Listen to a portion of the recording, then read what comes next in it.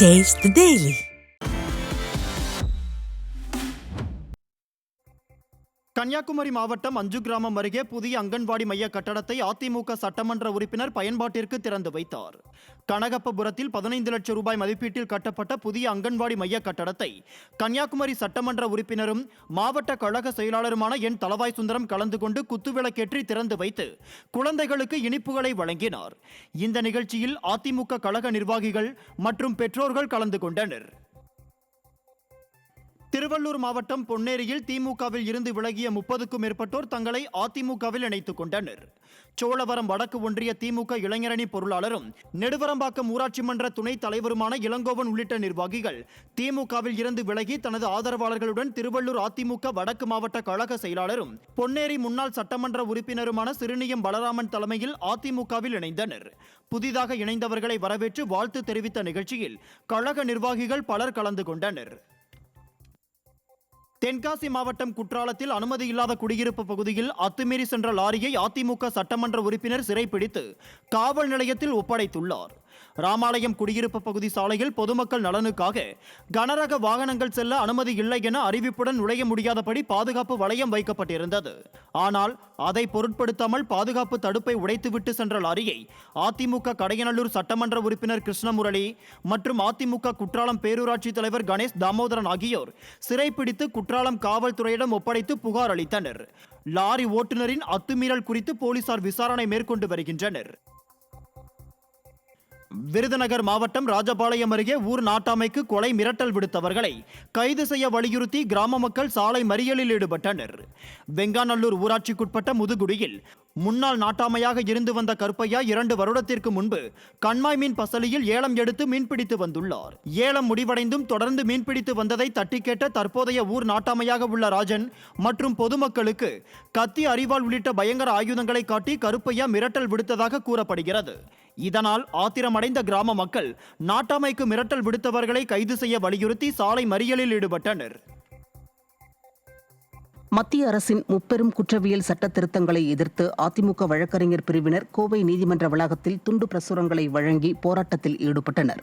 இதில் கோவை புறநகர் தெற்கு மாவட்ட வழக்கறிஞர் பிரிவு செயலாளர் தாமோதரன், கோவை புறநகர் வடக்கு மாவட்ட வழக்கறிஞர் பிரிவு செயலாளர் கோபாலகிருஷ்ணன், கோவை மாநகர மாவட்ட வழக்கறிஞர் பிரிவு செயலாளர் சந்திரசேகர் உள்ளிட்ட ஏராளமானோர் கலந்து கொண்டனர்.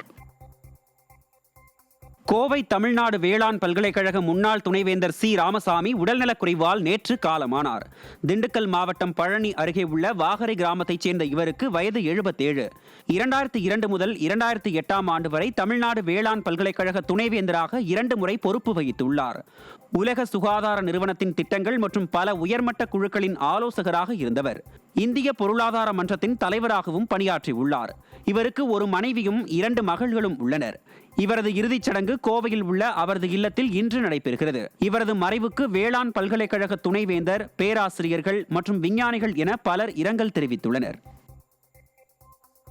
தென்காசி மாவட்டம் செங்கோட்டை அருகே பண்பொழி பகுதியில் கனரக லாரிகளை மாற்றுப்பாதையில் இயக்க கோரி பொதுமக்கள் வாக்குவாதத்தில் ஈடுபட்டனர். தென்காசியிலிருந்து கனிம வளங்களை ஏற்றிக்கொண்டு கிராம சாலைகள் வழியாக செல்லும் லாரிகள் அடிக்கடி மின் கம்பங்கள் மீது மோதி விபத்திற்குள்ளாவது தொடர்கதையாகி வருவதாக கிராம மக்கள் குற்றம் சாட்டுகின்றனர். இதனால் அதிக சிரமப்படுவதாக கூறும் மக்கள் லாரிகளை மாற்றுப்பாதையில் இயக்க வலியுறுத்தி விடியா திமுக அரசின் ஏவல் துறையினருடன் வாக்குவாதத்தில் ஈடுபட்டனர்.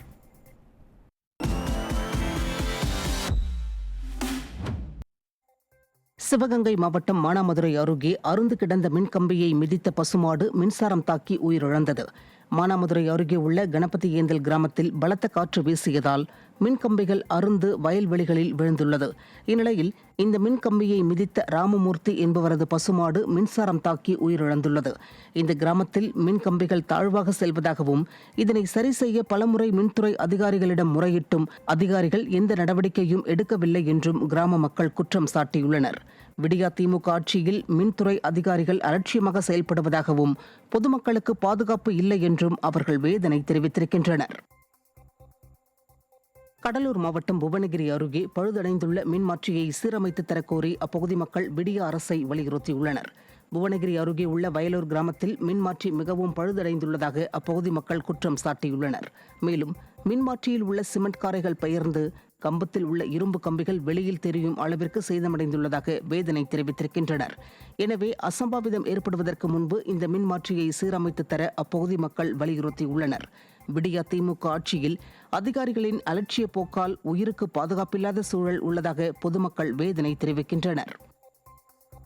ஊரில் இருக்கிற மெயினான கம்பம் ரொம்ப வருஷமாக பழுதடைஞ்சிருக்கு. நாங்கள் எவ்வளோ தடவை தமிழ்நாடு அரசுக்கு ரொம்ப தெரிவிச்சிட்டு இருக்கோம், மின்சாரத்துறைக்கு.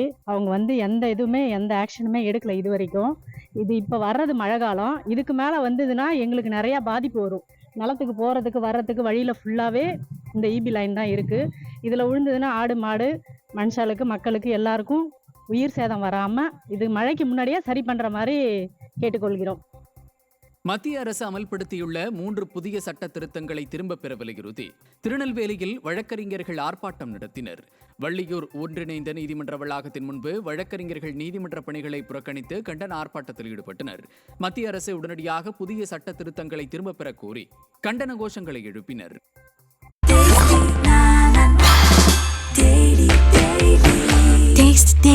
Taste the Daily.